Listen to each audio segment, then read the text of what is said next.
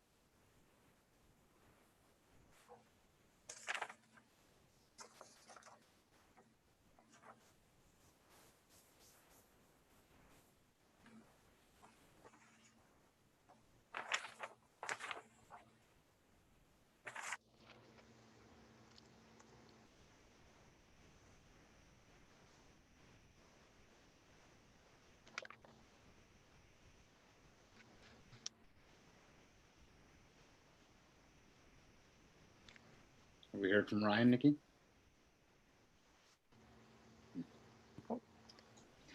I can fire him another text. Oh, here he is. Oh, he is? Okay.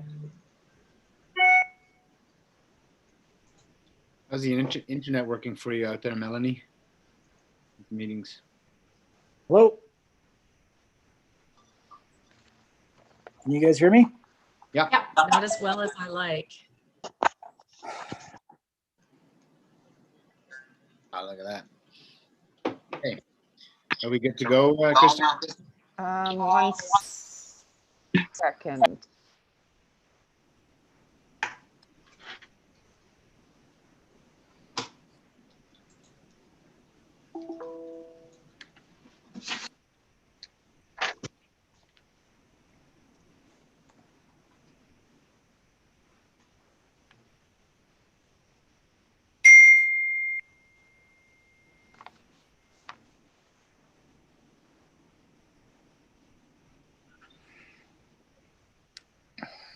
Sorry, I'm just waiting for confirmation, Director Richmond, that we are live streaming from the website.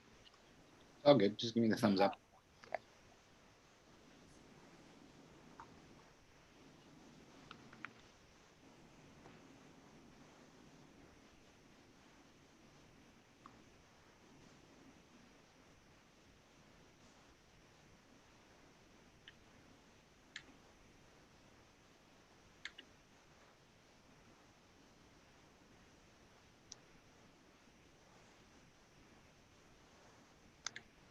Okay, good to go. Thank you. Thank you. All right, good afternoon, everybody. I'd like to call to order Permanent Valley Utilities and Service Committee meeting for October 8th, 2020. And in honor of the Lillooet, I'd like to recognize that we are collectively on the unceded territory of the Lillooet Nation. Can I get a motion to approve the agenda? Are there any amendments to the agenda? Hearing none, can I get a motion to approve the agenda? Councillor Zant, seconded by Russell. Director Mack, all in favor. Opposed, motion carries. Number 3, staff report, request for decision resolution required pursuant to the Ministerial Order M192. I'm looking for a resolution of pursuant to the order that the PVUS committee is excluding in-person public attendance at this October 8th meeting on the basis that the SLRB continues to be in the process of assessing its ability to facilitate in-person public attendance in a matter consistent with public health orders and recommendations, and putting the necessary safeguards in place to protect the public and staff members. And the SLRD is ensuring openness, transparency, accessibility, and accountability at this meeting by the following means. This meeting is being live streamed, and this meeting is being live streamed, and a video of this meeting will be available on the SLRD website for viewing on a demand basis. Could I get that motion, please? Councillor Zant, I'll make that motion. Mack, all in favor, opposed, motion carries. Would anybody like to pull anything out of the consent agenda? Hearing none, a motion to approve the consent agenda as presented. Director Mack, seconded by Councillor Zant, all in favor, opposed, motion carries. Any business arising from the minutes within? Seeing none, staff reports. SLRD CAO verbal report. Ms. Helmer, your first report. Welcome to the PVUS meetings. Thank you, Mr. Chair, and thank you for the opportunity. The one item that I did have is that we were looking to have a meeting coming up in December, on December the 3rd. And so I'd like the committee to give consideration to passing a resolution to that effect. Yeah, I'll move that. Second. Moved by Director Mack, seconded by Councillor Zant, all in favor, opposed, motion carries. Anything else for us, Ms. Helmer? That it for now? That's all for today. Thank you. Thank you. Village of Pemberton CAO verbal report. Ms. Gilmore. I do not have anything. Thank you. This is moving along well. Okay. Information report, 2020 second quarter financials. Ms. LaFrance. Hi. So yeah, these second quarter financials show the actual spend to date to June 30th compared to budget. There's not a lot of action in most of the services as their contribution services, which aren't paid until August. But one thing that came to my attention yesterday from Mark Madonsa, the Pemberton TV Society president, he mentioned that the radio license, the read broadcasting licenses have to be renewed this year, and he's trying to work towards that. But they mentioned that they want him to put up fencing around. I'm assuming it's the Pemberton TV portion. So there's two different portions, two separate areas where there's structures, and I guess there's a fence that needs to be put up.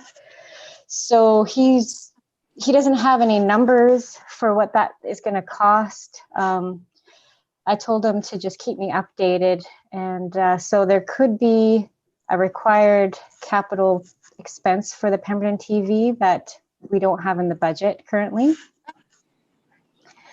And we'll bring this up when I have more. Well, I'll bring this up in the next future meetings when I have more details of what that cost might look like.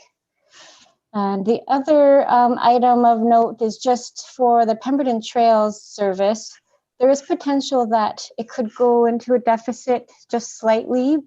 It's really hard to say at this point because it's just the time allocation expense that's a little bit higher than budget. So because of the COVID risk management that had to be done, and plus the extra time spent on the Pemberton Valley Trails plan, that expense is a little bit higher than budget already. But there is a $4,000 contingency in that operating expense, so it could be enough to offset any overage. And I'm hoping that it is, but it's a little bit early to tell. Other than that, there's nothing to mention for the Q2 financials, so I'll just open it up to questions. Great, thank you. Can staff maybe remind the committee the status on the Pemberton TV? We're still trying to gather input in the survey, and we're trying to have that all in place by budget time. Is that correct? And this fencing expense wouldn't have to happen until the next budget cycle. Is that right, Suzanne? I'm assuming so, because, sorry about that. I'm assuming so. It was really minimal details I got from Mark, but he has to sign the new broadcasting license this October. So the fencing won't be there by then. So I'm sure that they're going to allow a proper process to get the fencing up. Right. Because I saw that with the licensing, and I was wondering if those expenses were being made before we actually make a decision on how to move ahead, or whether to move ahead with Pemberton TV. Yeah, I don't have details whether they need to move ahead right away. I'm assuming that they're going to allow the proper time to get the fence up. Any questions from the committee, Mrs. LaFrance? Whoa. No questions, Director Richmond. Dr. Mack? You good? No, I'll be interested to see when Mark comes back with, any pricing and that. And I know Jan would want to have some input into this. So if we can maybe get that back for the December meeting, that would be great. Okay, sounds good. If there's no more questions, can I get a motion to receive, please? Motion to receive. Seconded by Director Mack. All in favor? Opposed? Motion carries. That takes us to the second quarter recreation service financials. Good afternoon. Martin, good afternoon. Similar to Suzanne's report, we have some financial reporting up to June of this year. Obviously, with the effect of COVID on our recreation services, we've seen a large drop in our revenues. And as noted, our tax requisition does not come until Q3. So we currently see, sorry about that, one sec.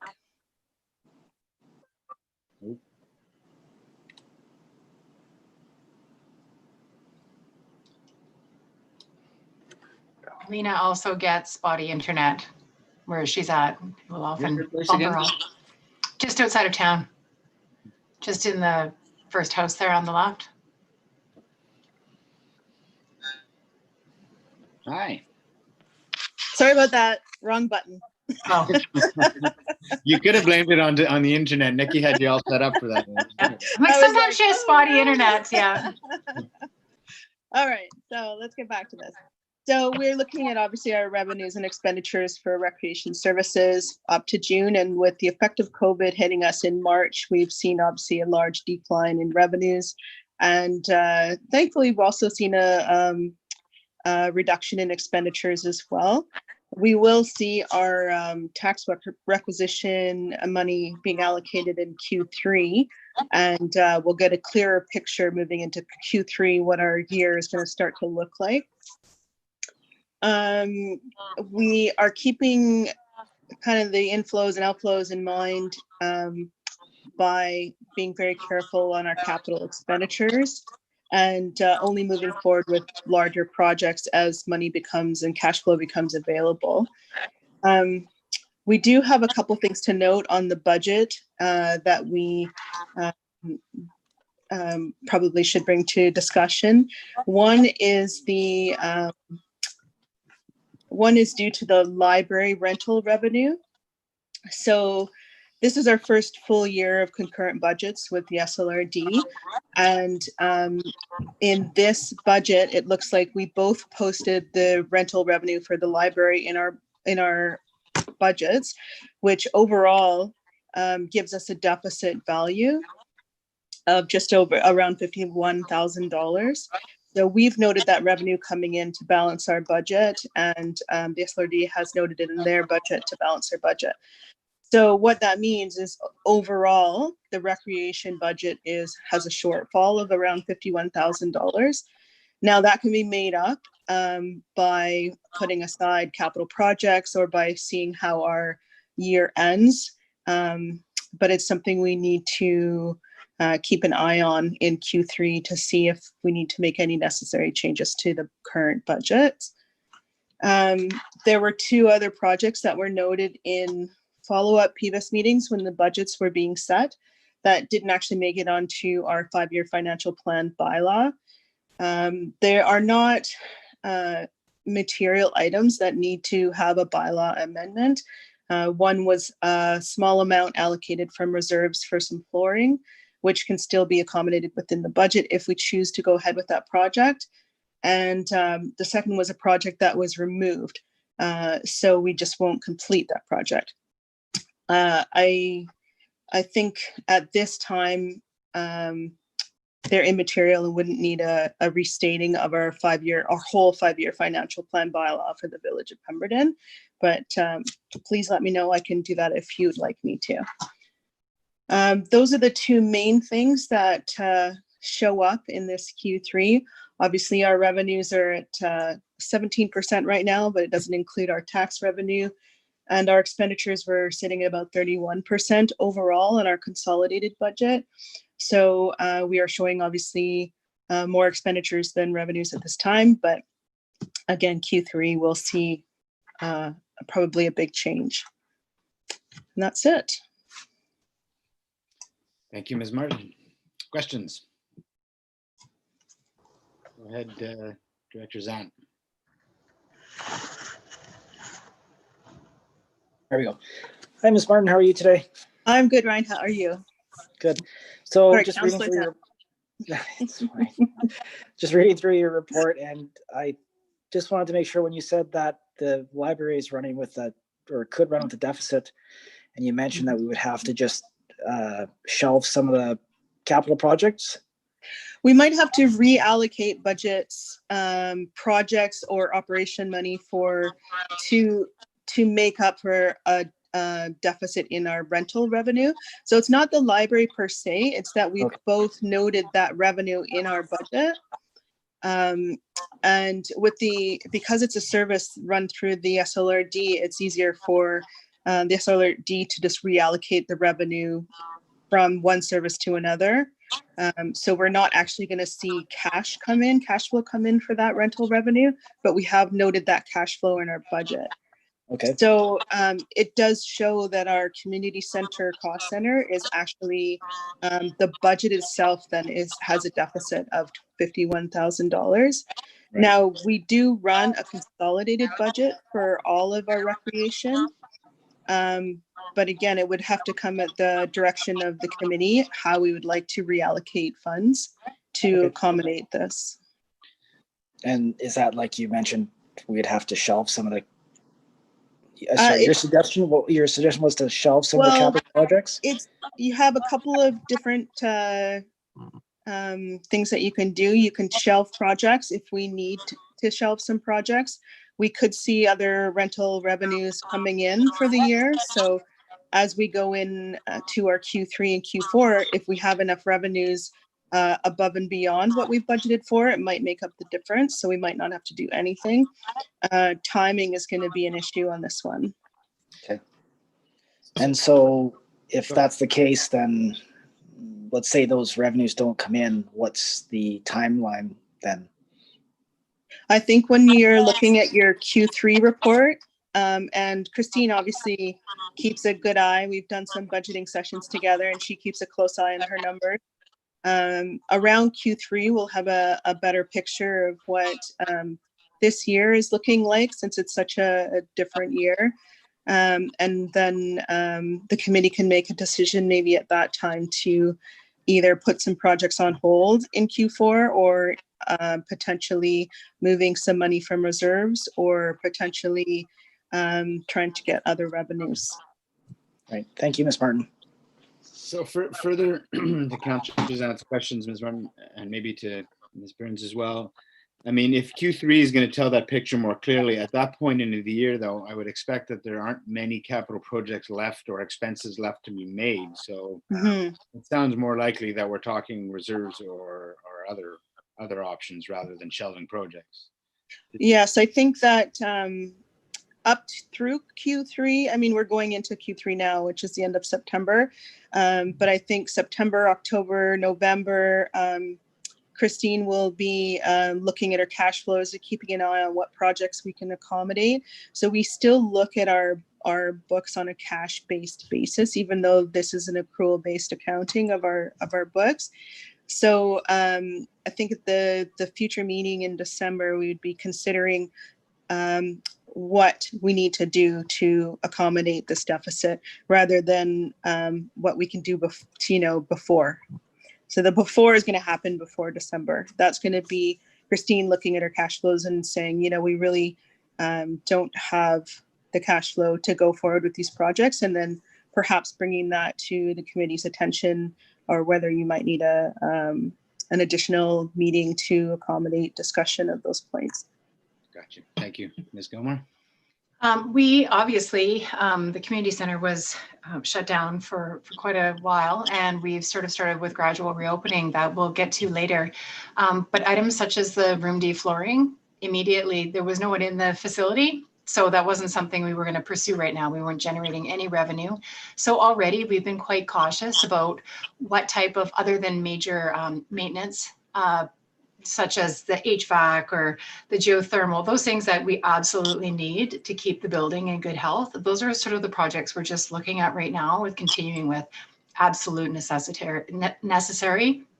And as Ms. Martin was saying, potentially as we get farther along and we have a better understanding of where we are financially, we could potentially consider some of those other value add, if you say, projects. If we haven't been scaled back or shut down or whatever that happens to be. I would say most of them will probably be deferred to 2021. So that's just a little bit more information for the committee. Thank you. That's helpful. Any other questions for staff? Dr. Mack, you good? No, I think, yeah, it's Russell. Hey, so I think that what we should do based on, the nature of things right at the moment, we should just wait till December to see where our finances are, and do just as Nikki just said, anything that has to be done for the safety and the well-being of the building, fine and dandy, to do it. But the other stuff we can just wait to see what happens in 2021.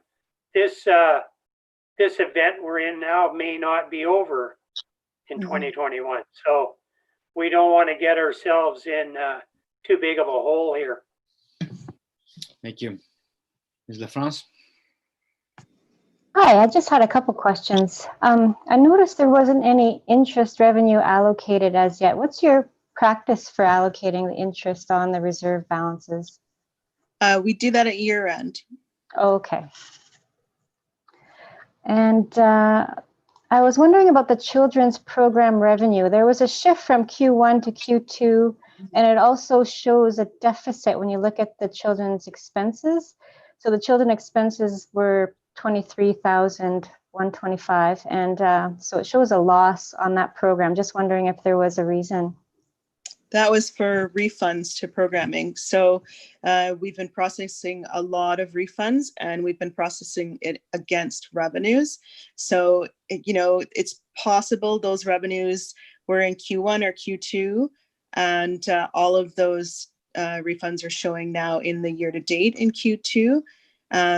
We also haven't done a reallocation of the deferred revenues. So again, we do those at year end.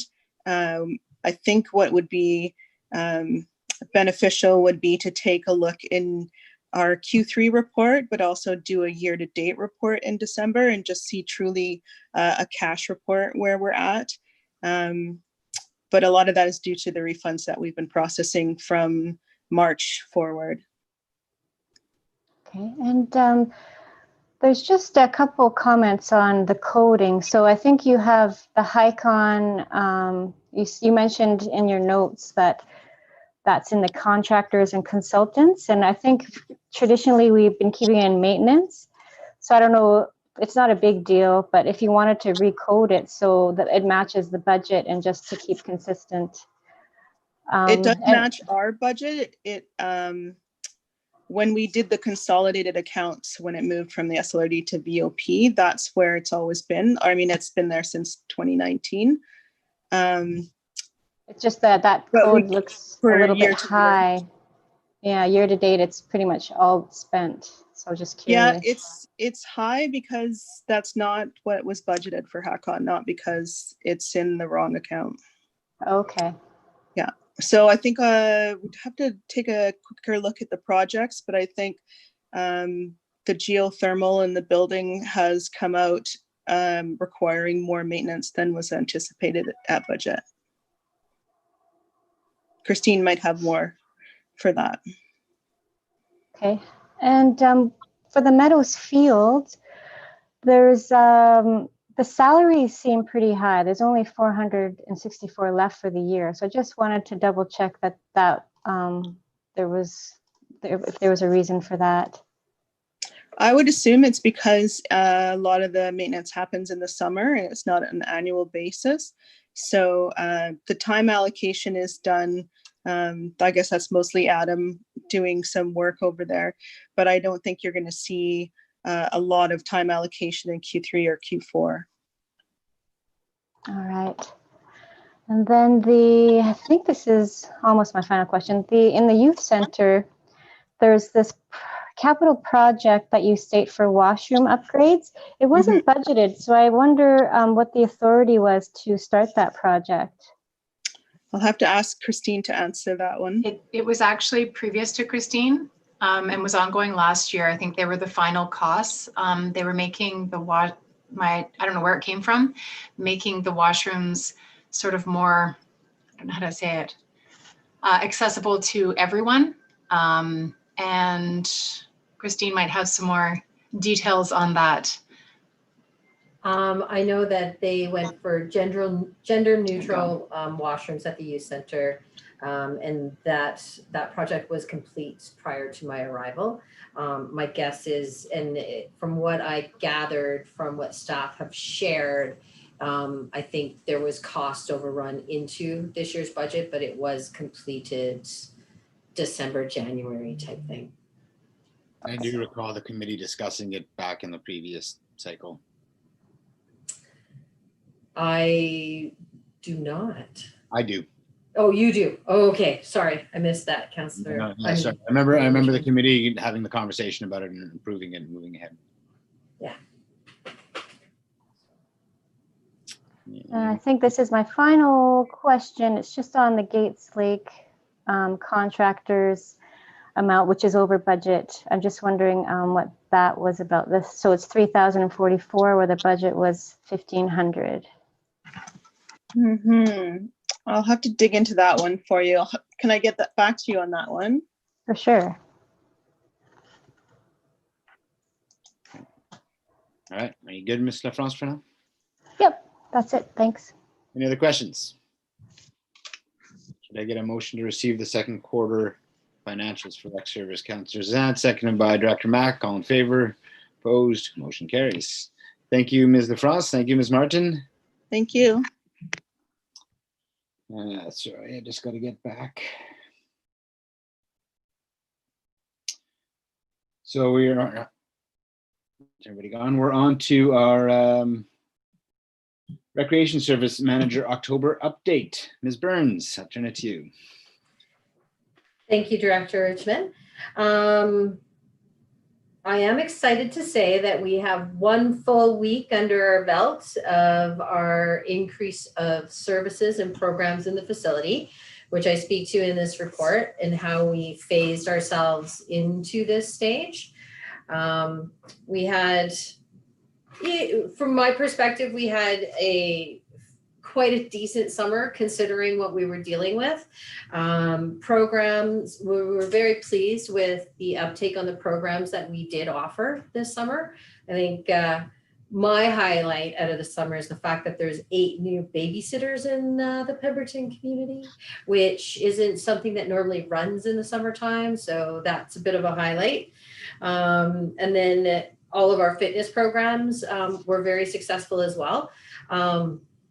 It's exciting to say that I believe the architecture of this facility works really well for a pandemic, in the sense that participants were able to enter and exit directly from the outside into a space for a program, and then out again. So they never saw anyone else in the facility. I mean, it takes away from the purpose of a community center, I know. However, from a pandemic perspective, I do believe it's working really nicely, which leads us into our plans for the fall and how we reintroduce programming.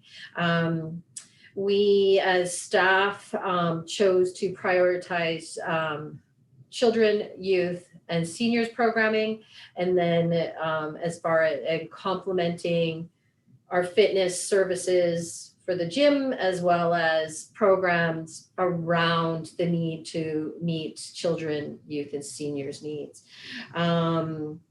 We started off the first week of September with SD 93 returning to the facility for use of 2 classrooms, as well as starting to use the Great Hall A and B, or B and C, sorry, a couple of weeks later. We also started with after-school programming, our after-school programming that first week. We started off with minimum registration in September, and then we very quickly actually achieved, I'd say like 90% registration all days of the week, which, you know, considering the circumstances, I was pleasantly surprised. I did not anticipate filling after school care, because we're very much in a state of unknown. We welcomed back jiu-jitsu and gymnastics fairly quickly. They had fabulous COVID safety plans in play, as well as they are accessing the facility externally. So we do not see any of their participants when they enter the building. They started back the second week of September after school started. And then we increased our fitness blocks the 4th week of September so that we reintroduced morning fitness. And we have taken away our mid-afternoon fitness blocks, and we're going into the evening now, 4 nights a week. We're starting to see more uptake than I think we anticipated, but we aren't at capacity at this point in time. We are definitely modifying as we go, and I like to think that we're being as organic as we possibly can when concerns arise. We've changed some of the flow around to minimize choke points so people don't have the ability to congregate unnecessarily. So we're feeling really good about what we've started. We now have all full-time staff have returned as of this week. So we're back up to a full complement of full-time staff. And we are all working quite nicely together to accommodate operational needs. I'm happy to say that the drive at 5 a.m. is quite nice. Community center facility update. I think there's really not any surprises with, well, there's always a few surprises with the facility. However, everything is moving along as we anticipated. Fall cleanup is occurring as we speak. You'll find the field usage. I do believe our contract for landscaping out at the Pemberton Meadows finishes up in like 2 weeks, just as Pemberton Youth Soccer completes. And then Gates Lake will continue all the way through the year. So we move into snow clearing and things like that as we progress. We received our usual grants this summer for summer programming, which was nice. And then I think we've diversified as much as we possibly can, and we're we're thoughtful and mindful in how we reintroduced all the demographics into the facility. I did neglect to mention we did open up the youth center the first week of school back to its exact hours. So the youth are starting to return to the facility. It is a little different, obviously. We need to take names and numbers when they enter, which is something youth don't tend to like to. They don't like to sign in and give you their phone number. That's none of your business. However, the youth that are utilizing the space are complying quite nicely. And then I'm happy to say that we have been working with a couple of the seniors groups. And I think that we have some quilters, I believe, or some knitters. I'm not 100% sure, but it's some women who enjoy crafting who are going to be returning to the seniors, to using the space for seniors programming here in the next week or so. And I guess I would like to open up if there's any questions. Thank you, Ms. Burns, for a great report. And it sounds like you're moving ahead well. And it'll be obviously really interesting to see how your fall goes. With everything you said, the programming that you're talking about, and connecting to our last conversation, do you see our revenues bouncing back a little bit with some of this programming in the third quarter? I would say that as a result of, I think our revenues are going to bounce, and they're going to probably be what we are close to what we normally see for a Q3 for sure. I think what's going to positively impact is the fact that all the full-time staff are covering operations. So we're using less staff hours to manage operations in the building, to try and offset, obviously, the losses we've seen this year. And be as fiscally responsible as we can. Like you said, the building is really amenable to pandemic style usage, the fact that there's an exit door and everything, just the open spacing. Yeah. But I think you guys have done a great job tweaking the space and making it feel safe for everyone. The youth center is not very big. What's the limit of kids or seniors that can go in there? Our limit is 15 for the whole building. So that is definitely a challenge. I think, as the weather turns, Maddie has informed me that they would see 30 to 45 kids a night, which we may still be able to do, because what we're doing right now is we're turning it over. I think we're allowing the youth to stay for an hour and 15 minutes, and then we have a 15-minute break. So we're kind of kicking them out, sort of, for a lack of nicer language at the moment. But we're requesting that they take a break, and should they want to come back in, they can come back in, but we give it a bit of a wipe down in that 15-minute time frame, and then we open the doors back up and reintroduce the next time frame, so we can introduce new kids. So there's less, it's a little more controlled, which is what we need to do from a need to contact trace if we have to. Yeah. So, awesome. But we could still see 45 individual youth in an evening potentially. Get through there. Yeah. Great. Yeah. And the kids won't give you their phone numbers and their names, but they'll put anything on social media. Oh, or on the walls. Any questions for Ms. Burns? Councillor Zant.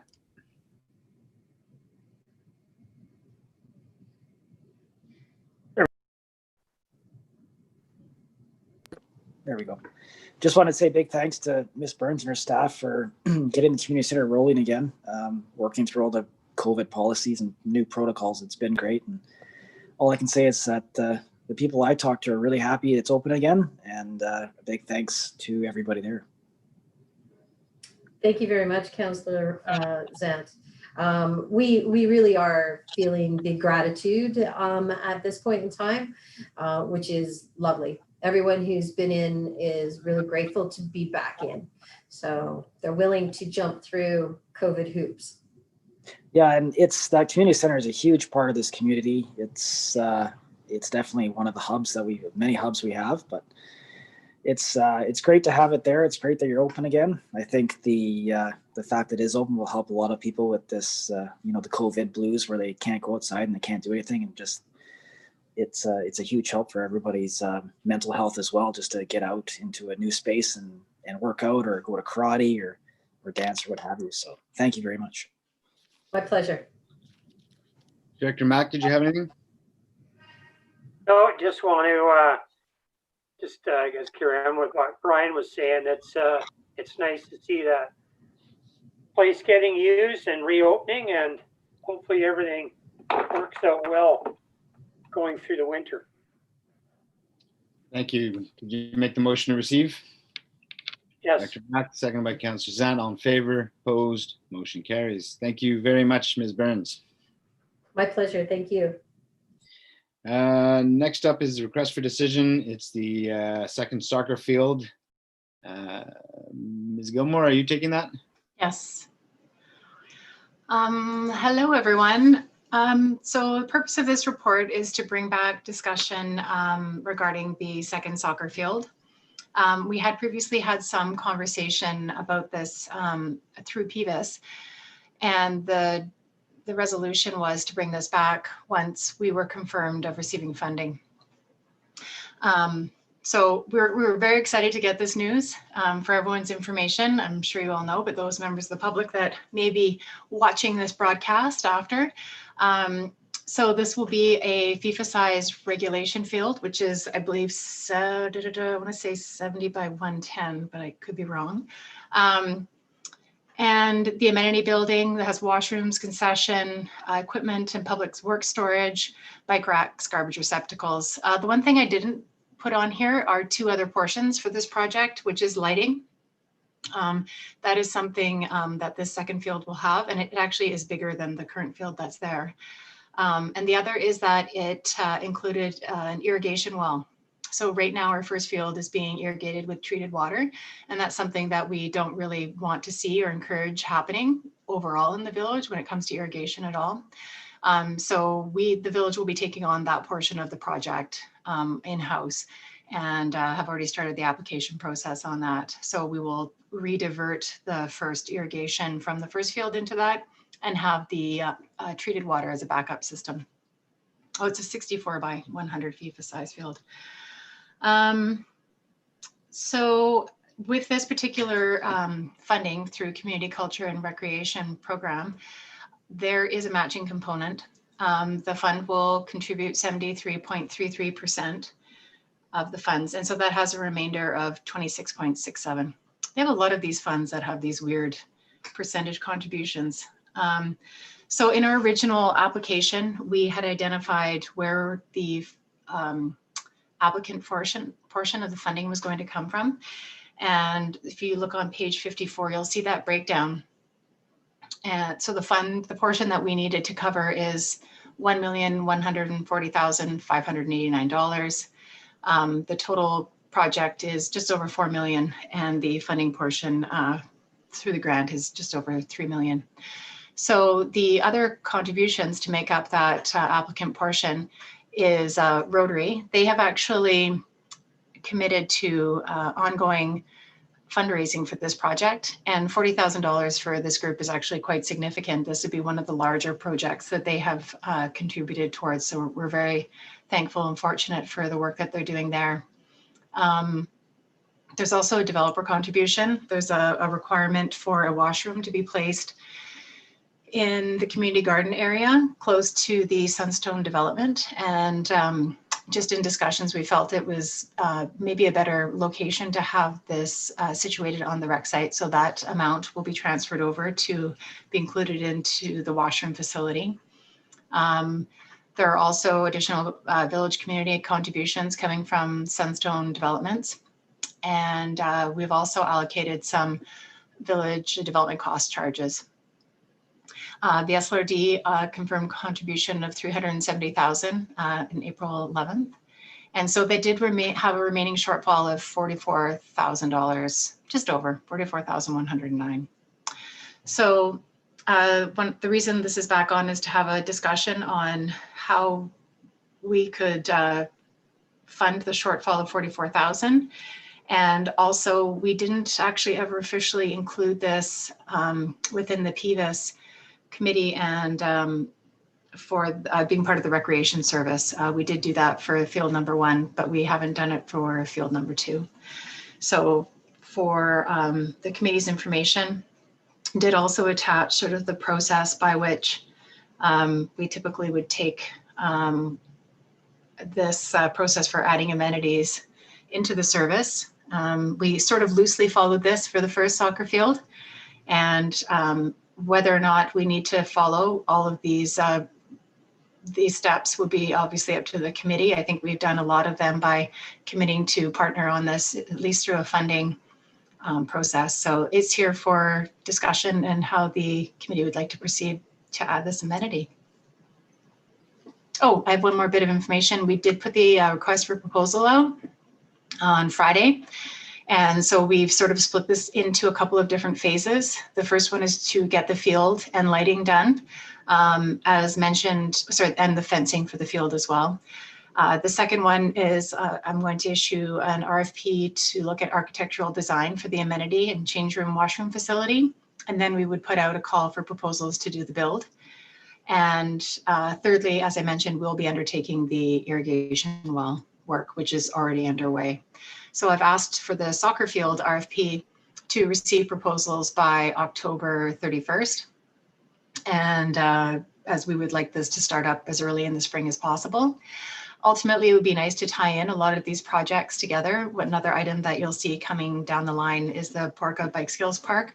But a lot of the cost savings, there could be a lot of cost savings done with the amenity building, the second soccer field, and the Porca Bike Skills Park being done as far as moving material. There'll be a lot of placement and moving preload and to mobilize, and it could add additional costs. So we're trying to see how we can try to coordinate these projects as closely to one another so that we can realize some cost savings. I think that's all I have to say. Thank you, Ms. Gilmore. So maybe let's break the conversation into 2 parts. And well, first of all, I'll ask if there's any questions on the project or the soccer fields or anything like that before we get into a discussion about the $44,000 shortfall. So any questions on the soccer field? Chair. Yeah, go ahead. Just hang on a sec. I got you after Suzanne.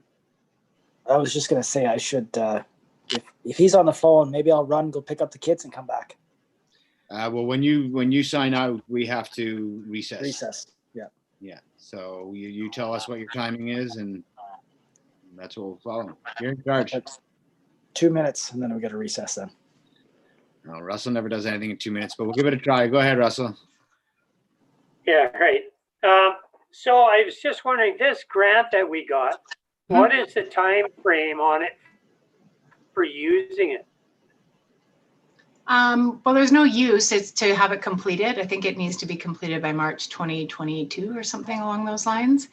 We could probably get an extension. Our last field, it's actually quite quick to build the field itself. It didn't take a lot of time. What we're hoping to do, I think maybe what you mean, and I can get you to clarify, by use is kids being on the field. Is that what you mean? Yeah, I just, I guess what I was wondering, with the state of the, the economy and all that kind of stuff, I was wondering if we don't have to build it right away, but we still have that money, should we be maybe being a little more vigilant with, I mean, if we had all the money, it would be fine, but we don't have all the money. And then when we get to the Porca thing, there's more money.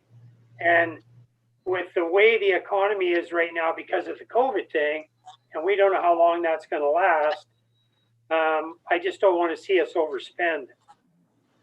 I think one of the things that we're seeing that's coming out from both the federal and provincial government is a big push for additional grants to see the economy continue from construction and outdoor activities and recreation. And so they're really trying to encourage us to do these faster rather than wait on them.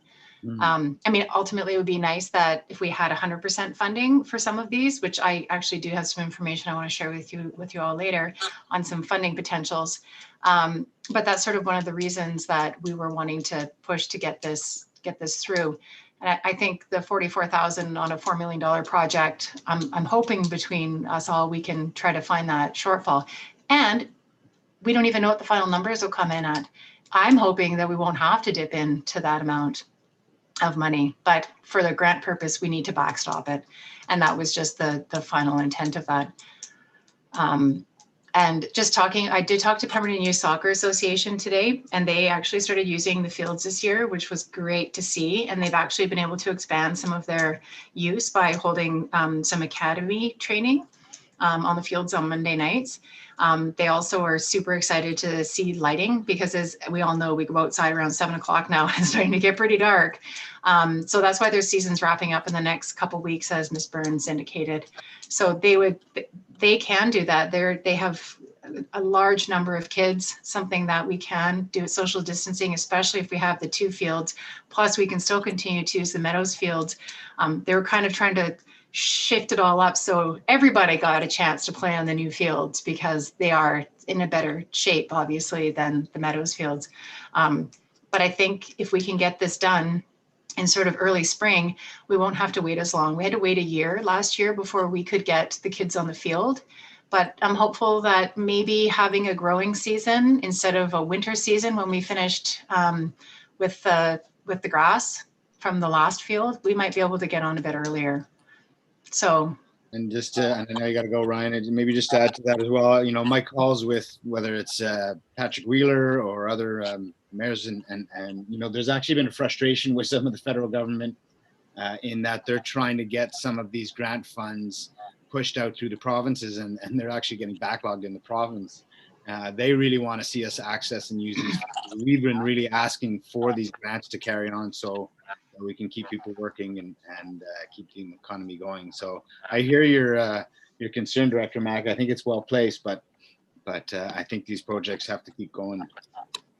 And, we could pick that up though if you still want to discuss that further, Director Mack. When no, that's fine. That's good. Ryan, how long do you need? I need about just 10 minutes. Just run to the school, run back. Okay. So you'll text everybody, just maybe stay on the feed and. Yep. I'm gonna, like I said, I'm right there, so I'll be right back. Thank you. So 15 minutes. you need a motion to recess? Yeah, we'll recess for 15 Motion minutes. to Come back recess. at 10 after 3. Okay. So I'm going to leave the feed going. So if everyone just wants to turn their video and mute themselves, that would be great. Thanks.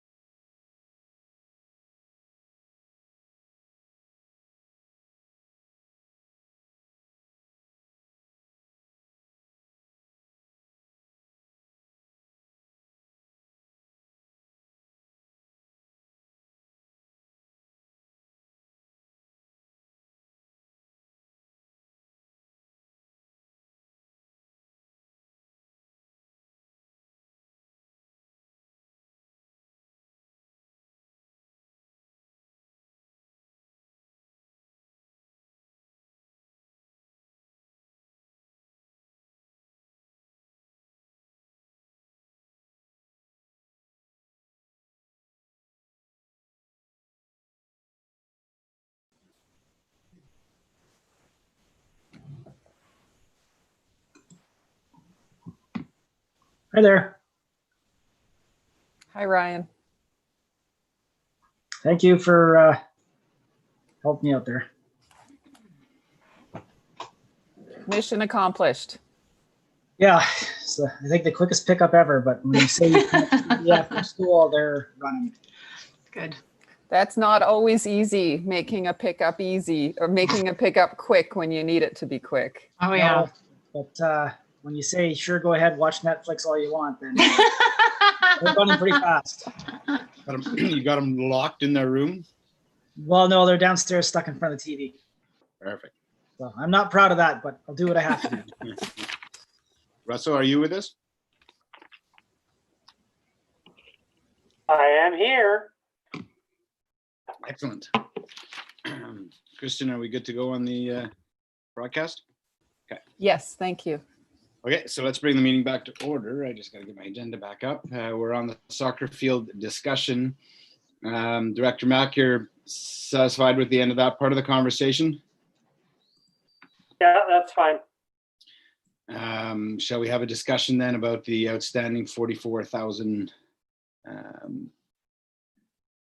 shortfall? Councillor Zant. So just so I can sum this all up, we just need to make up $40,000. That's the main issue here, correct? Yes. That in the event that we require it, obviously. Yeah. And does staff have any options to present for funding? Well, I have an option that we can't use is we unfortunately can't use gas tax as any matching funds for this. Because it's already funding that's coming jointly from the federal and provincial governments. And so they've already said that that would go against their contribution. So if we reallocate, it doesn't help us at all. So would, I mean, once we introduce this, if we go ahead and introduce this into our service, our option would be to either look elsewhere in the service, which we just had a conversation of what those financials look like, or look to borrowing or look to financing through other means. Is there, sorry, Chair Richmond? Yeah, go ahead. Is there, I hate to even use the word, but do we go back to taxation if we had to? It's an option. Put it into our property taxes? Yeah. That is one option. I think one of the reasons that we were coming here to look for the shortfall is that the village has, please don't take this as the village and I'm not trying to split hairs here, but the village will have allocated 672,000 towards this project. And so we were looking to see if there could be any more community amenity contributions, I think, to put forward to match. Right. Or taxation through this fund that we're both looking at. Director Mack, I'm going to put that one over to you. Yeah, so I'd be willing to split the difference. Like, I would be willing to put up half of that 44. The village can put up the other half. And if we need it, we need it. If we don't, we don't. But we need to put it up in order to get the funding. Is that correct? No, we have already received the funding, but we had said we would bring it back here to have a conversation to look at where we could get the remaining $44,000. And maybe this is premature. I mean, but I don't want to all of a sudden be finished the project and go, oh, what are we going to do? So, I mean, we can give project updates as we're going along to see where we're at on budget. I would imagine it's all going to happen pretty quick because once the field goes, it would probably be payment on one progress draw, hypothetically, because it would be, the project's very short in its timeline. What kind of But this contingency? project's not going to happen until next spring at the earliest, correct? Yeah, for sure. So we could bring this back. So the contingency is roughly, it's at least 500,000. So what percent is that on?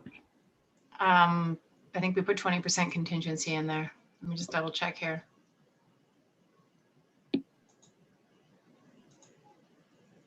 And I know there's a lot more aspects to this project than the first soccer field, but do you recall how deep we had to go into contingency last time?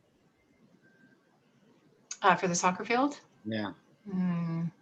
I don't know off the top of my head, no.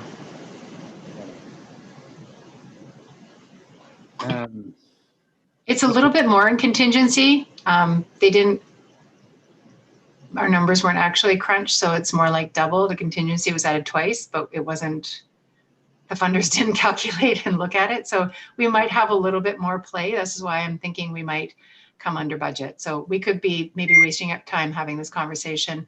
And maybe once we have a little bit more understanding of what the RFP proposal comes back with, we could have some better numbers. So maybe we could park that conversation. Okay.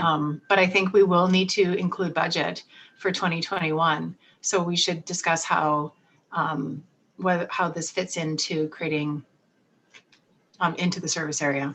Yeah, no, that's the next part of the discussion. Yeah. And so if we did need the $44,000 and Director Mack is looking at his community amenity contributions, funds, that would be next year's. You'd be looking at it for next year's budget, so to speak, right? Just to be clear, it will come out of his funds after next year's dollar. Are you looking at me or Director Mack for that answer? I'm looking at you, the CEO Helmer, anybody who wants. Yeah. We don't need to commit any funds right now. Yeah. We aren't paying anything. Everything that we're doing is, I mean, other than maybe some other engineering or design work, it's going to be so minimal. It's not going to have a huge impact. Not worried I'm about just trying that. to make it clear that as Russell's looking at his funds, that this is something that comes out of next year's set of funds, so to speak. We can park it, Director Mack, if you're good with that, and maybe you and I could also have a conversation if you ever want, but we could park it. Yeah, that's fine. Okay. Do we want to maybe just make a resolution that we bring it back in whatever amount of time? And Do you want to bring it back in December? I might not be ready. Maybe after. Let's wait till the project starts. Or Well, after. once I get both the RFPs, I have 2 RFPs there, plus we'll get the final numbers on the well. Right. So once I compile those, I'll have a pretty good idea of where we're at, how that compares to the funding.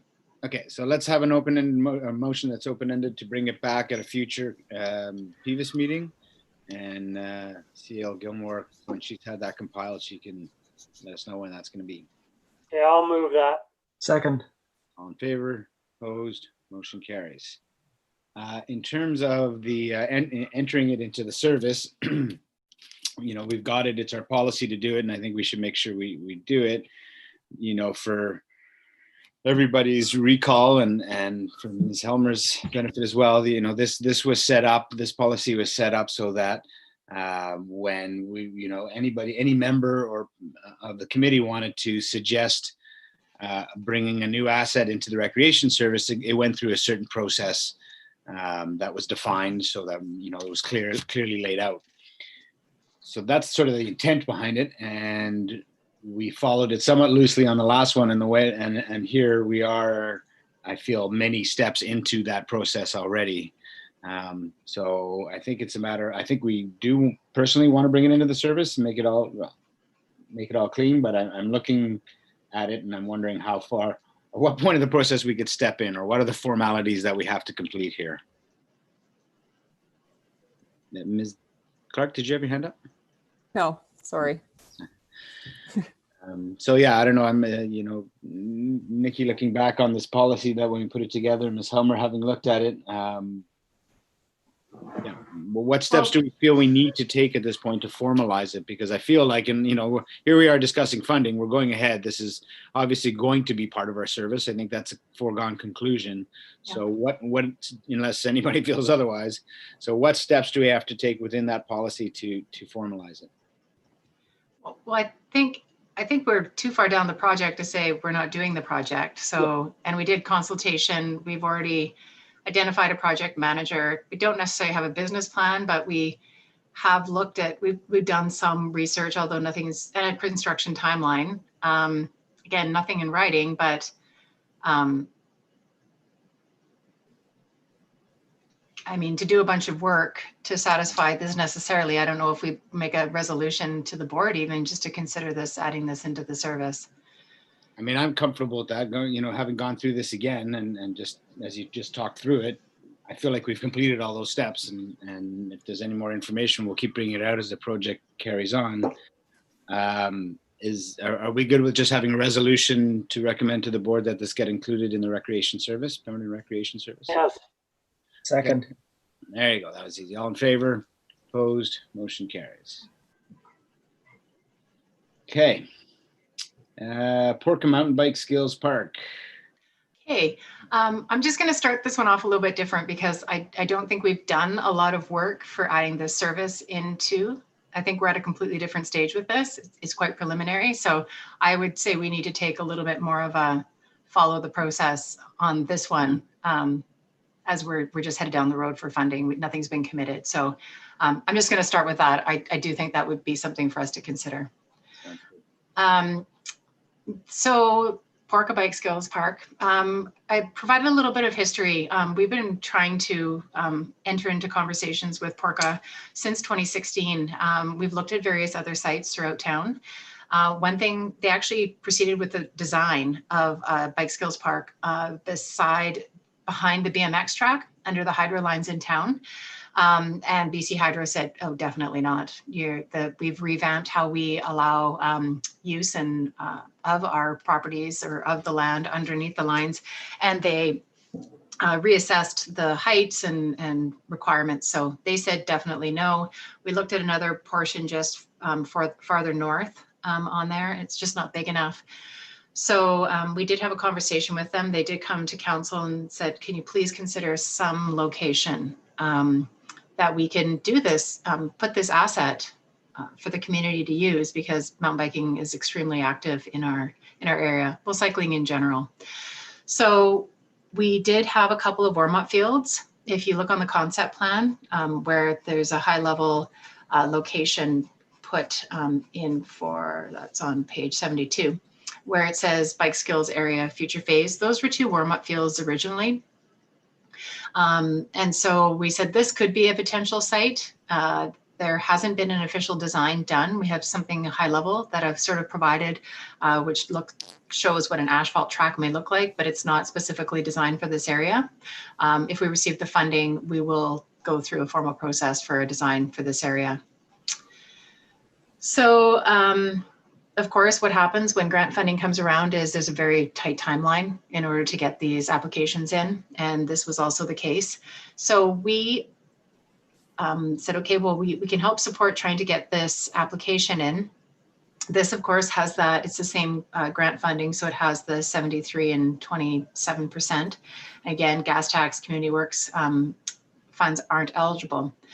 So one thing, at this point, we have a project cost of about $620,000, and we have a shortfall of about $113,000. So Porca has committed to, they've actually received some funds from Whistler Blackcomb Foundation, and the village has some community amenity contribution cash funds, about $26,000.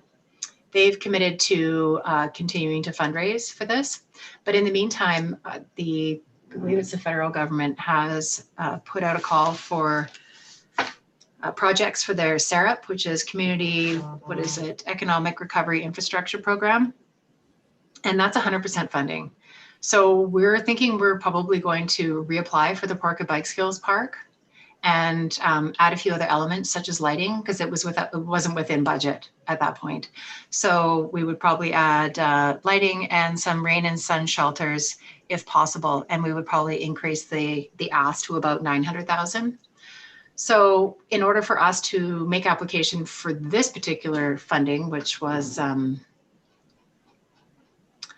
the Community Culture and Recreation Program, we needed to put it in a backstop. And so what council had committed to doing was doing short-term borrowing. So over 3 to 5 years. We haven't started any of that. We wouldn't even consider something until we confirmed funding. So this was sort of just came out last week, and this report was coming forward. We hadn't really thought about it, and we haven't actually brought a report to council yet, but we're thinking that we want to apply for the 100% funding We're going to put forward 2 applications for that as well, though. So this might be a moot point to ask, to look at cost sharing, but that was, I think, initially our ask, which whatever we had as a remaining amount, which I'm hoping is far from 113,000, because they were looking at trying to secure corporate sponsorships, and that between the village and the SLRD, we would cost share that remaining portion.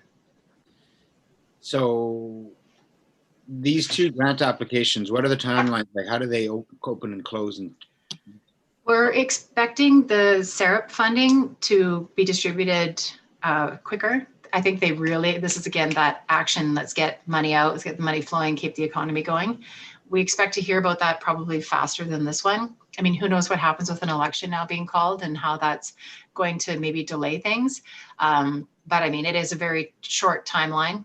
And again, depending on how that goes, it could impact the time that we find out on our funding. Right. So after further discussion here with the committee, we could potentially apply for the 100% funding grant as well as the other one. Hopefully we would hear about the 100% first, but we will put them in concurrently. And the second one requires a backstop of 113,000, which we said we would go for short-term borrowing. But we also have an understanding with Whistler or with Porca that they would, enter into a number of fundraising approaches, including Whistler Blackcomb. We haven't secured this yet, but we advised them of a couple of things. And one of them both of them apply to either project we go with. So we want to enter into a memorandum of understanding with Porca so that they agree that they'll commit to fundraise to reduce the applicant portion.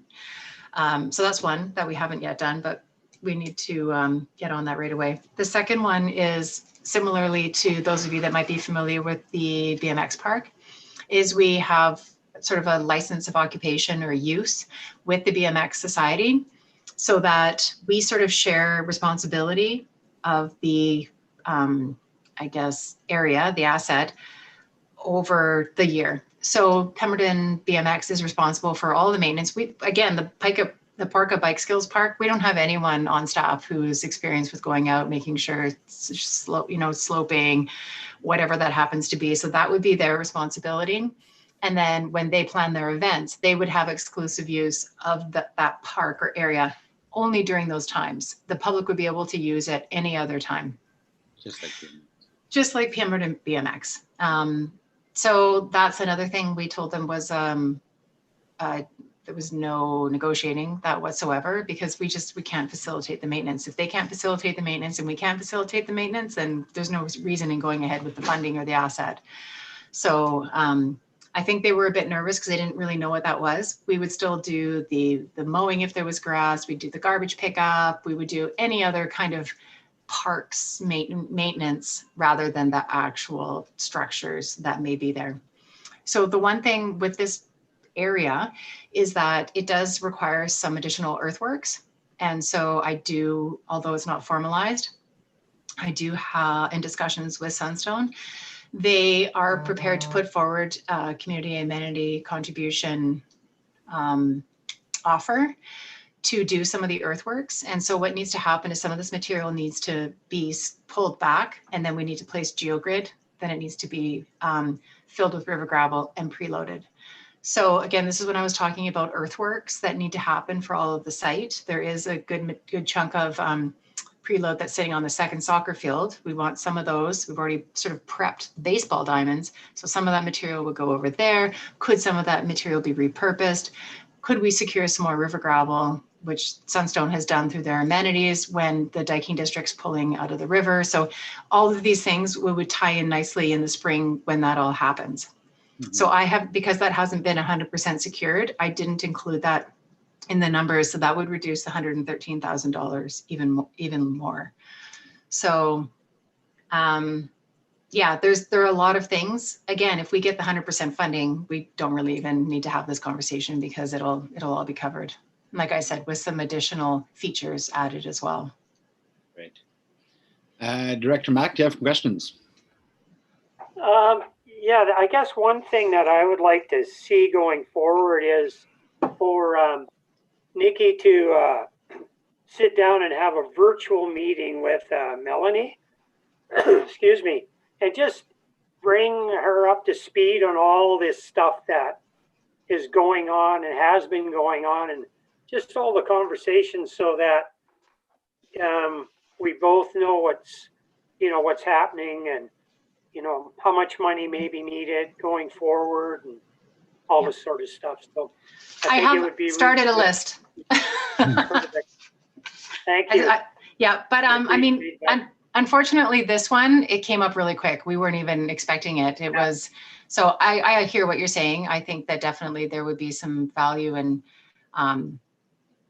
just, I mean, it would be nice to meet Melanie and have conversations about, our organizations and start to gain that relationship anyway. There's so much that we do together. Yeah, I agree. So yeah, she definitely needs to be brought up to speed by you. Yeah.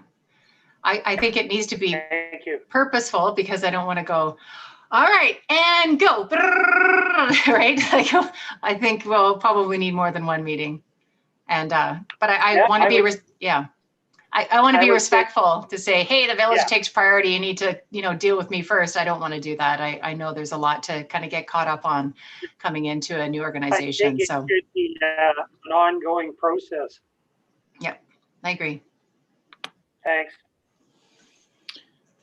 Okay, if there's no questions about the park we want to talk about, once again, we'll be looking for resolutions to apply for both grants, and we'll be looking for a resolution to start moving this through the service. So same question as last time. As you said, Ms. Gomer, at the beginning, this is earlier on, so we can actually be a little bit more thorough in our use of this policy, this plan. So once again, where do you see us at this point? Well, I think at the beginning, I can say we can check off a few of these items. I mean, we brought this idea to initiate the conversation here. I would be happy to have the village be identified as the task manager or the project manager on bringing this forward, whether or not it's myself or Christine we can work together on this.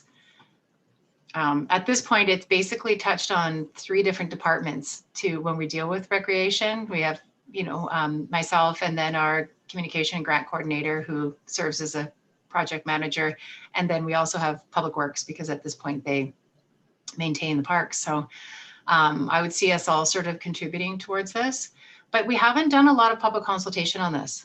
We haven't actually gone out to the public on this one at all. Mm-hmm. So I think that is a step that we should consider what that would look like. And actioning that as sort of one of the first 3, in the first phase of work.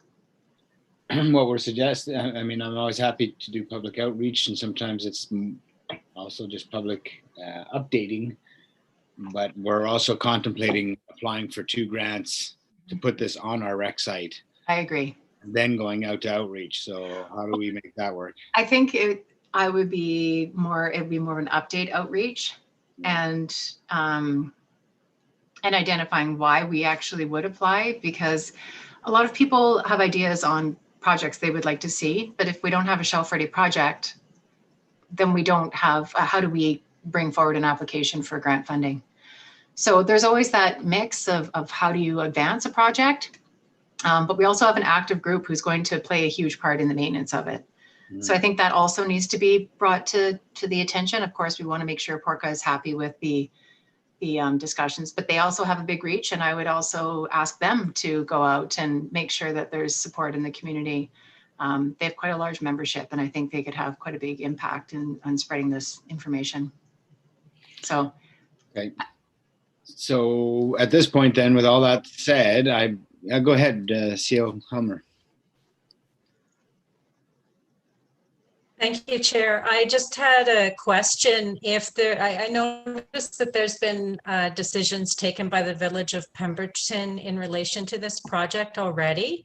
if the Village of Pemberton, CAO Gilmore or somebody over there is able to, when these items are being presented to council for consideration, if they could parallel be presented to myself to distribute to Director Mack and our alternate director, so that they could be aware of and give some thought and consideration, instead of sort of, I know I hear you're saying this came up really quickly, but I think that will make it better for them to be able to give consideration and perhaps bring their questions back to you guys for consideration, or have some kind of a joint meeting called. We could do a special or something if there's time sensitivity, so that both sides have opportunity to provide input and consideration in advance of a decision being taken by the village. Fair comment. We can definitely do, we can do that. What I try to do if we're having a report go to council, this one did not do that process. So say we have an annual or a quarterly fire report or recreation report, and we don't have a PVUS meeting for some time, I do send it along just at least for information before it goes on. We can definitely do better at trying to keep everyone updated as we move forward. Thank you. So, and then, yeah, we are also a product of opportunity, as we say. So I hear your good comments. So at this point, we would look for a few motions by the sounds of it. Maybe a motion to continue moving this, or to move this through the process of putting it into our service, identify a motion to identify the village as the project lead, to engage within the motion to engage in some public information or updates on this. Am I going down the right track here for our process? So moved. Okay, seconded by Councillor Zant. All in favor? Opposed? Motion carries. And that's enough to keep the project moving, so you can bring back more information for this group to look at, right, CAO Gilmore? Yeah. And if I can get farther along on some of these items, because I think we've already identified what a description of the recreational amenity is, potential users, we have a budget. I don't have maintenance costs, which that may be something we want to plug in there. But if I can check off a couple of more of these to keep the process going, I will do that. Okay. And to back up, did I call a question on that? I don't think so. Kristen's nodding. So, That's okay. yeah. Okay. Just to back up too, Russell, because again, Ms. Helmer made some good points. Are you comfortable at this point with the information you have? Do you need anything else to consider this, like at this point? No, that's fine. Okay. So let's talk about the two grants then. Can I get a motion to apply for the 100% funding? What's that one called? The Community Economic Recovery Infrastructure Program. So, motion to apply for that particular grant. Councillor Zant, seconded by Director Mack. All in favor? Opposed? Motion carries. And then, Sorry, that's that the village applies for it, right? yes. Okay. And the second, another motion to apply for the other grant, whatever it's So called. we've already applied for it. The grant deadline already came. Yeah, so we don't. And that was the issue. We had very little time before we could get it to our council and get it approved. Sorry, my bad. It's okay. Okay, do we need anything else on that? Everybody's good? Director Richmond? Yeah, go ahead. I was going to say, I agree with Ms. Gilmore's comments about the public outreach, and even with Councillor Noble and her sitting on the PORCA board, and PORCA itself seems like they're quite well in touch with the with the public, and they do have quite a large membership. So I'd agree with CA Gilmore that I think that's a lot of public outreach in itself. Not that there may be some people that would disagree, but just saying that I agree with her comments when it comes to public outreach, and PORCA's membership would, I'm sure, have a lot of things to add that would be useful. Gilmore? I think the other thing we might want to consider, if we're not successful in the SARA program funding and we are successful in the community culture and recreation program, that we bring back the discussion on the cost sharing. You want a motion to that effect? I think it, but then Yep, no, that's good. I like it. It's cleaner. Okay, moved by Director Mack, Second. second by Councillor Zant. All in favor? Opposed? Motion carries. Okay, awesome. Thank you. We're on to the Blacktail Meadows tenure. Who would like to take us through that? Yeah, Mike? Yeah, go ahead. Yeah, I would like to. I've been in contact with a number of the people up there. I think that what we should do is we should pull our application for the Crown tenure and let the Pemberton Meadows fire people apply for it on their own. Because I think if we're both applying for the same piece of property, that might hinder them getting it, or it just might throw a wrench into the situation. I think we need to let them apply for it, and then at some point, hopefully they'll get it. I know they've got the blessing of Lillooet and whatnot, but anyways, and once they get it, then we can maybe negotiate with them on the size of the property they're going to get, and maybe get some parking, because they're going to need a parking lot all around the fire hall.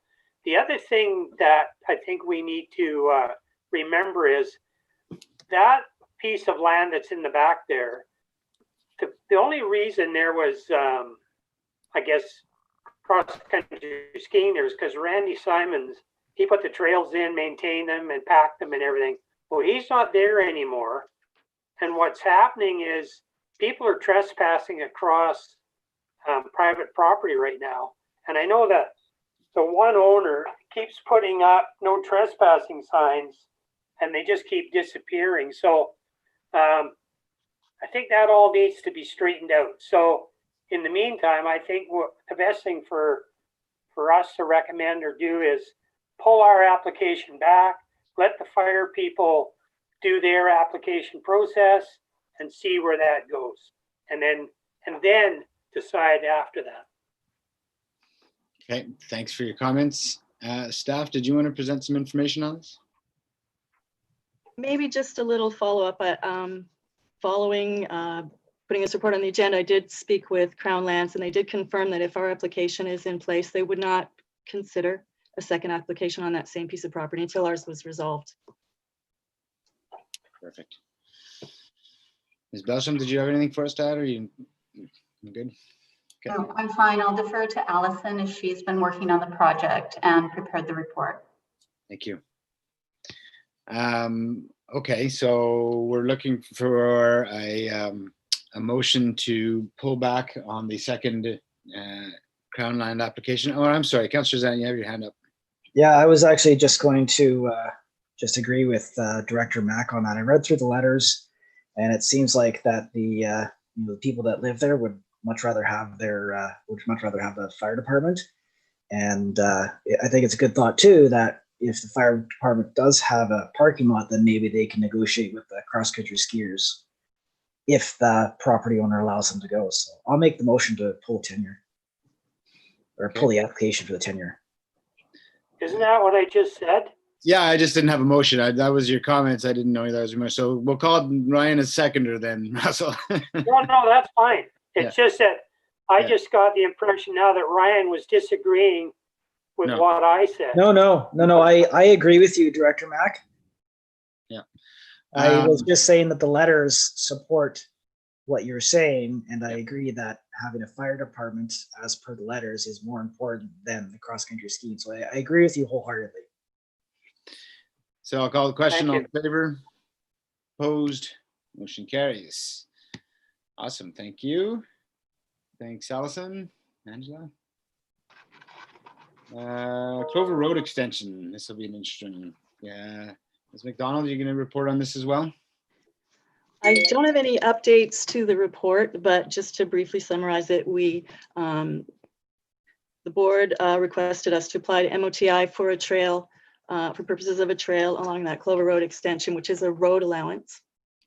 So we did that, and part of the process was to get adjacent property owner comments on the application. When we got them back, we thought that perhaps the board would like to look at it for further direction. Awesome, thank you. And some of the concerns, go ahead, Director Mack. Yeah, Chair. All I would like to say is with the comments that have come back, maybe what it would be wise for us to do is actually get a price on exactly what it would cost to put this trail through, because as I've talked to Allison, when it gets to the river, there's no real place for it to go. It just kind of dead ends there. It's all accreted land or private property or whatever. But anyways, the two properties on either side of it, they're going to need our proper fencing put in. So it would be interesting to see up front how much the fencing would cost and whatever else expenses there would be, and then move forward with it at that point. Just the fencing is about 14,500. That's what I estimated. But in terms of extending it to the river, I don't have a cost for that. So basically, Director Mack, you're sort of trying to evaluate whether the cost is, trying to understand whether the cost is worth what we get out of this river access, considering it doesn't Yes, connect. exactly. Like I was under the impression that once you got to the river, excuse me, you could go either left or right, upstream, downstream, and actually go for a hike. But it doesn't seem that that's the case. So, yeah, if we're going to have this access just to go to the river, I guess you could go there and put your canoe in or whatever. But I don't know if it's actually worthwhile, if there's better ways to spend our money. Yeah. Ms. McDonald, what about the letter writer's concerns about impacts to their agricultural operation and that sort of thing? I don't understand what the impacts are. If it was just a fence trail that goes to the river, what are the issues? Well, the concern were trespassing. Apparently a dog has gotten into the cattle before, and there is in fact a fence there already. Mm-hmm. One of the properties, they're farming hemp, and they're concerned about security with regard to the hemp farm. And those are the main concerns. Because I mean, to me, there's two sides to this conversation. The first is exactly what Director Mack said, which is, is there enough value to spend the money to fence it off and make it that river access open to people? And the second is it worth it? Also bearing in mind that there seems to be some real pushback on it. I also know in my experience that, many of us like our isolation, and any sort of trail next to us is not always welcome by all. So that's why I'm trying to really evaluate with a fence there, if this was done properly, are there potential, big impacts to the neighbors that we really need to consider. So, yeah, I'm looking for some direction on how to proceed here from the committee. Do we want to carry on looking at this? Is there more we need to know? How do we evaluate whether $14,000 to begin with is money well spent? Maybe part of this we should put it towards a budget discussion about trails and see what money we want to spend on trails around here, as opposed to a single item. Councillor Zant? Well, I'm just curious, further to your comments about, I've walked that trail, but is it I'm kind of going off what Director Mack said about spending the money on this specific trail. Mm-hmm. Is that money better spent somewhere else? I mean, we've obviously seen the concerns from the two neighbors. Is this something that can be shelved at this point in time? And we take that money and put it somewhere else. Like something I don't understand the importance of this specific trail. I guess from reading through the reports, I don't see, like, obviously there's concerns with neighbors, but I don't see the importance of this trail actually being accessible for the public. Well, You I know think, what I mean?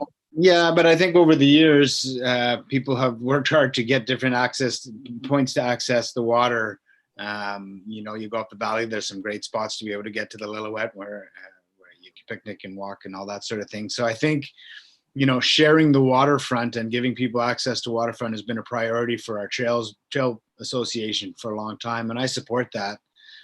You know, when we look at any development that's near water, we always try to ensure that there is shared access to that water. So I do support that, and I think it's worthwhile to look at.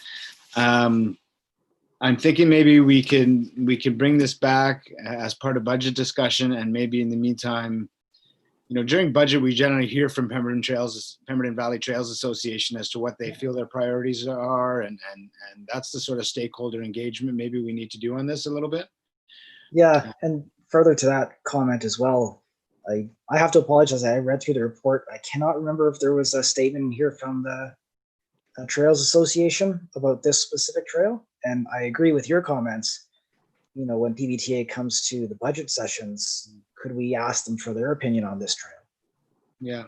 So yeah, maybe, is that a good direction, Director Mack? Something along those lines? Yeah, that suits me fine. I mean, this is not a trail that we have to build this year. So maybe let's have a motion to bring this back during budget discussions and to get input from PVTA and any other stakeholders on this? Or do we just say from stakeholders and leave that to Ms. McDonald? Yes, I think so. Can I leave it open-ended and just say that you get some input from stakeholders, or are we just looking at, we've heard from the neighbors. Is it just the Trails Association, or is there anybody else you think we should be speaking to? Generally, these types of trails I would refer to Stewardship Pemberton. That's probably the only one in this case that I would also refer it to. Okay, so let's do that. A motion to bring it back during budget discussions and refer it to PVTA and Stewardship Pemberton. I'll make that motion. Second by Director Mack. All in favor? Opposed? Motion carries. Awesome. Can I ask a quick question? Yeah, for sure. So will the property owners be notified of what the process taken will be? That's a good question. So have a motion to respond, have staff respond to the property owners to let them know of this direction, I guess. I'll make that. Seconded by. Yeah, I'll second that. All in favor? Opposed? Motion carries. Thank you, Ms. Gilmore. Hey, Chair, I'm just going to step away here for a minute. I got a bear in the yard. Okay, let me know when you're back. I'll be right back. Okay, we're going to recess for 5 minutes, however it takes Russell to chase a bear.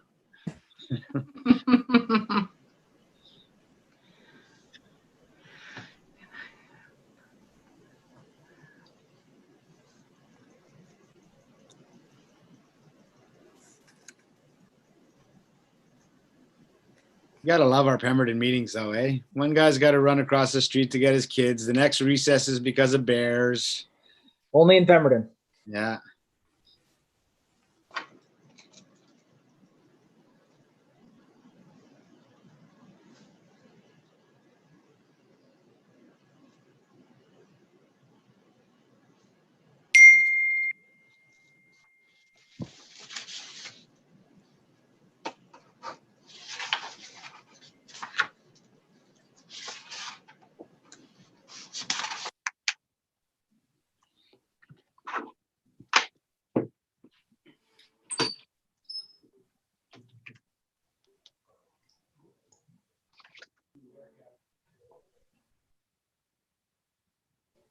I'm just gotta check on the kids. I'm just gonna stop the video, but I'm gonna take my laptop with me, so I'll hear you guys when you come back.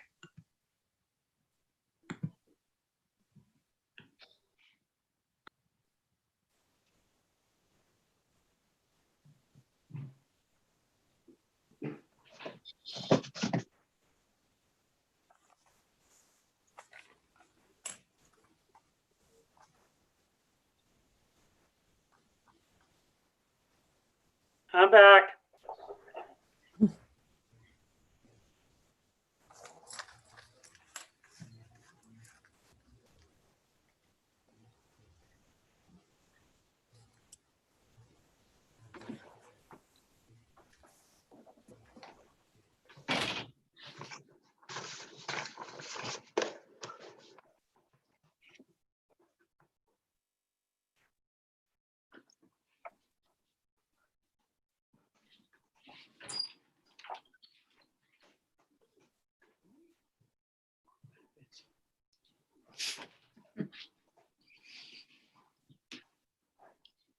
Have we heard from him? Is he okay?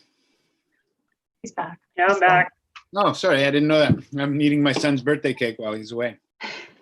Nice. Happy birthday. Yeah. I heard he's a little lighter on the top end as well. Holy cow. And he came home. My son did balding for dollars yesterday, Oh, and he's got a pretty healthy head of hair. So when he got to the restaurant yesterday, he was looking pretty patchy. And the great thing is with the sunlight behind him, all his peach, he's just turned 16. So all his peach fuzz over here was all kind of very pronounced. Awesome. So I cleaned him up last night when he got home. Took the razor to him. Okay, we're on to the approval of the Pemberton Valley Master Trails Plan. Ms. McDonald? okay.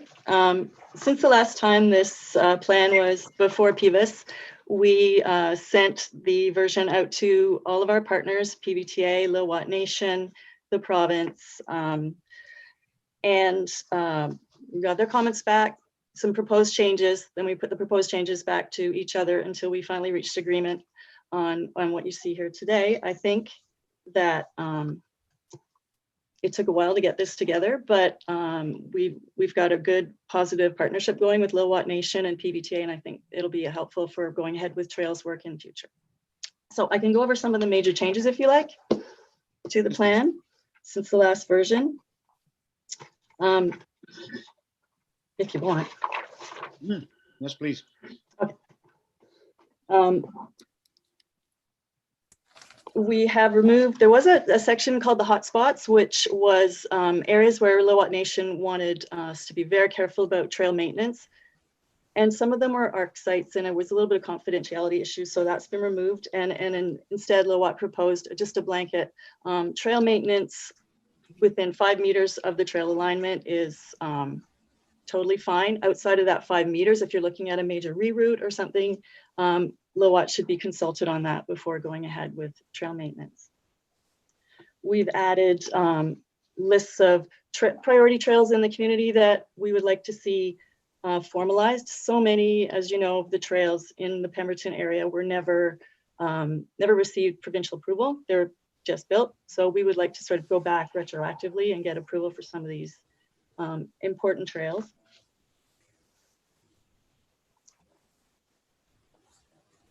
We included the Village of Pemberton's 1 Mile Lake Master Plan and Cycling Network Plan, which were plans that hadn't been included with this one, and made sure they were in alignment with each other. We removed, there's a trail up the Duffy called Wild Bill, which has some very important cultural significance for Lillooet. So we agreed to remove the mountain bike trail, put up signs, no new trails, and leave that as a hiking only trail. Oh, my batteries are running low. Okay. We made some revisions to the map, and hi, it's all falling apart here. How about I ask if you have any questions? Sure. Any questions for Allison? I don't have any questions aside from the fact that it's an amazing plan and it's a lot of work that went into this. So it certainly has been a long time coming. It's been a lot of work. It's good to see it finally at this point. So Russell, did you have anything? No, just thank you and motion to receive or accept, I guess, or whatever you need. Actually, we need a motion to approve. Adopted. Say that again, sorry. We need a motion. Sorry, I said adopt, but I should have said approve and then forward to the board. Yeah. As well as that Pemberton Valley Trails Monitoring Committee be struck with membership from, this was one of the recommendations out of the master plan, right? Was that the Trails Monitoring Committee That's be right. struck with membership from SLRD, Village of Pemberton, Lillooet Nations, PVTA, PORCA, and PWA. Moved by Director Mack, seconded by Director Zant. All in favor, opposed, motion carries. Thank you, Allison and Angela. Thank you. We're getting there. A couple of correspondence for action. First from École de la Vallée for their LGBTQ painting project. We've gotten, did anybody want to speak to this at all? From staff? I mean, I would, Nick, you've been working with Mo for quite a while. I've worked with her a little bit, only by referring her to Angela at the time and then to Christine when she started. So Christine probably can give you some more information on that. Yes, thank you. Claude on SD93 approached us again this summer after I got settled in a little bit, and they would like to proceed with an LGBTQ plus, I think it is now, project and paint a rainbow theme on the accessible walk up to the facility of PCC, and we're in favor of it, obviously.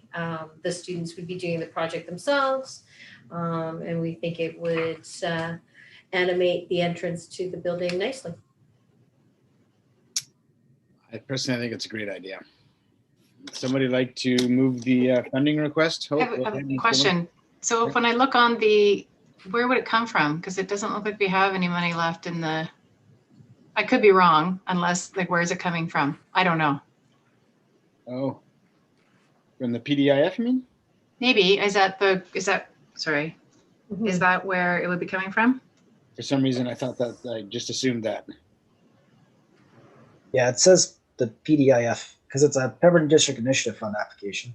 Yeah. Okay, So sorry, I'll be quiet. That's all good. Motion to support the funding through the PDIF, moved by Councillor. I'll move that. Question. Oh yeah, go ahead. This question. I'll second it, but I just, one question is, in the application, it says it's the painting of a wall. And then Ms. Burns mentioned it's a crosswalk. No, it's the accessible walkway up to the facility. So it's the wall along the accessible access. Oh, okay. Yeah, I was just curious because you said walkway, so I'm assuming the ramp, and then there's that wall there. Yeah. Okay, no problem. Sorry, yeah. The ramp. I was just curious. I support it. I just wanted to know where it was going, but yes, I'll second it for sure. Okay, call the question. All in favor? Opposed? Motion carries. And the next is also a funding request to the PDIF for $5,000 a year over 5 years for community fireworks display in the Village of Pemberton. Yeah, I'll move that. Seconded by Councillor Zant. All in favor? Opposed? Motion carries. Decision on late business. Late business. Director's notice of motion. So December is our next meeting at this point, or do we have one in November? It is December. Okay. Awesome. December's the next meeting. Well, thanks everybody. We'll see you then. Have a great night. Thanks a lot, everybody. Thanks, everyone. Councillor Zant, Director Mack, we're adjourned. Thank you. Thank you. Bye-bye. Bye, everybody.